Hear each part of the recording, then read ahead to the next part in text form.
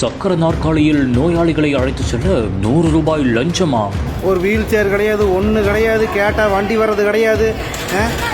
1 மணி நேரமாக மேலே நின்று தூக்கிட்டு வரோம். இங்கே எனக்கு ட்ரீட்மெண்ட்டே வேண்டாம் என்று வயதானவரை தூக்கி கொண்டே சென்ற அவலம். 1 மணி நேரமாக போற வச்சு வண்டியும் இல்லை, ஒன்றும் இல்லை, என்னதான் பண்ண முடியும்? ஒரு வண்டி கிடையாது ஜிஹெச்சுக்குள்ள. ஆத்திரம் அடங்காமல் மருத்துவமனையிலேயே கத்தியதால் பரபரப்பு.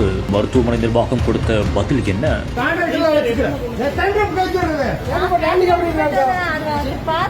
ஒரு சீனியர் சிட்டிசன்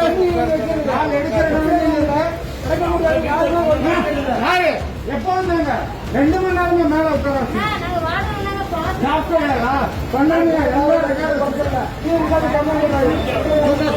கோவை அரசு மருத்துவமனையில் வயதான முதியவர் ஒருவர் தனது மகனுடன் சிகிச்சைக்காக வந்ததாக தெரிகிறது. சர்க்கரை நோயால் கால் எடுக்க வேண்டிய ஒரு சூழல் இருந்ததாகவும் கூறப்படுகிறது. அவருக்கு சர்க்கரை நாற்காலி கேட்டு 2 மணி நேரம் காத்திருந்ததாகவும், மேலும் யாரும் வரவே இல்லை என்றும், அப்போது அங்கே இருந்த ஒரு ஊழியர் 100 ரூபாய் கொடுத்தால் வருகிறேன் என்று கூறியதாகவும் கூறப்படுகிறது. பணத்தை கொடுப்பதாக கூறிய பிறகு ஏற்கனவே காத்திருப்பில் உள்ளவர்களை முடித்துவிட்டு வருகிறேன், அதுவரை காத்திருங்கள் என்றும் அவர் கூறியதாக தகவல் வெளியாகி இருக்கிறது.